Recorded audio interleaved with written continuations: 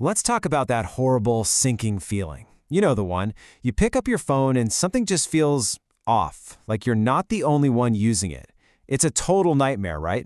Well, today we're going to fight back. I'm going to give you the step-by-step playbook on how to spot a hacker, kick them out for good, and then bolt the door so they can never get back in. So, let's just ask the question straight up. Is someone else pulling the strings on your phone? It's a creepy thought, but it's the first one we need to face. You know, the best hackers, they're sneaky. They're like ghosts. Their goal is to be completely invisible. But here's the thing they don't want you to know. No matter how good they are, they always leave footprints. You just have to know where to look. And these footprints, they're not just random glitches. No, there's a real technical reason behind every single one. That battery draining way faster than usual? Well, that could be spyware running 24/7 in the background, working your phone's processor into the ground. Those big spikes in data usage, that's the malware phoning home, sending your private info to some hacker's server. These aren't just annoyances. Think of them as your phone's alarm system, and it is screaming at you. Okay, so if you've spotted the signs, the next logical question is, how on earth did they get in the first place?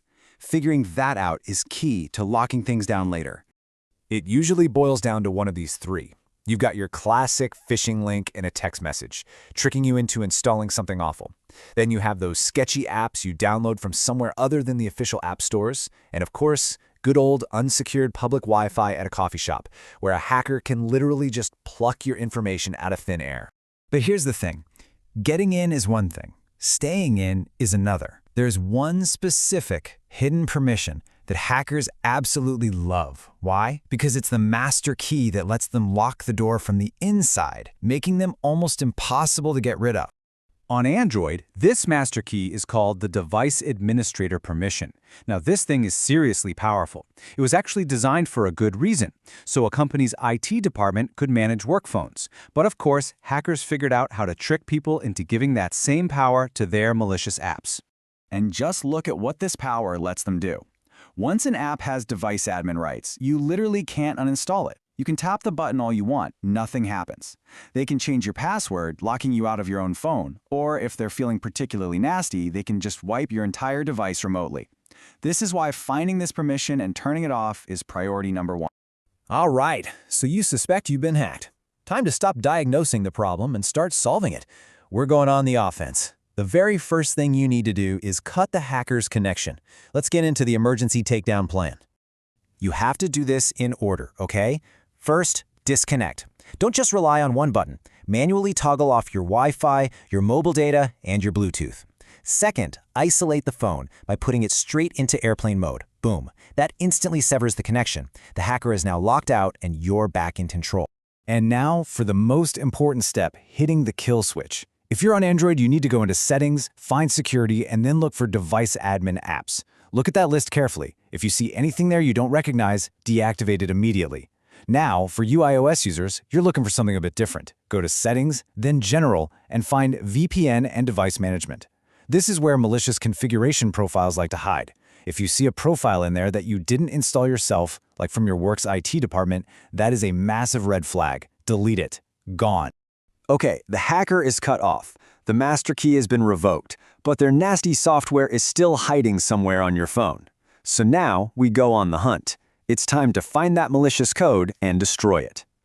How you do this depends on what kind of phone you have. For Android, your best bet is to install a trusted security scanner from a company like Malwarebytes or Bitdefender. They run deep scans to find hidden threats. For iOS, it's a little different. Apple's system is what's called sandboxed, which means apps are kept in their own little boxes and can't really infect other parts of the phone. So your job is a bit more manual. You need to go through every single app you have installed. If you see one you don't remember downloading or it just looks weird, delete it. Don't hesitate.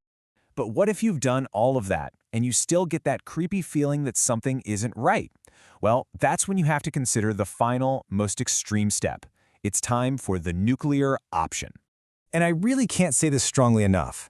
A factory reset is exactly what it sounds like. It erases everything. Your photos, your messages, your apps, all of it. It restores your phone to the exact state it was in the day you first took it out of the box. There's no coming back from it.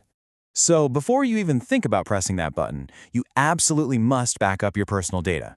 Your photos, your contacts, your important documents. Save them to the cloud or to a computer. But, and this is so important, do not back up the apps themselves. If you do, you might accidentally save the malware right along with them, and you'll be right back where you started.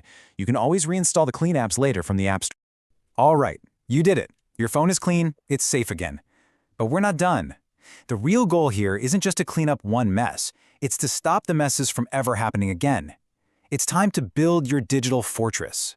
This is all about building good habits. First, become paranoid about unsolicited links. Just assume they're all traps. Second, only, and I mean only, install apps from the official Google Play or Apple App Store. Third, please don't jailbreak or root your phone. I know it seems cool, but you're basically taking a sledgehammer to the security walls that were built to protect you.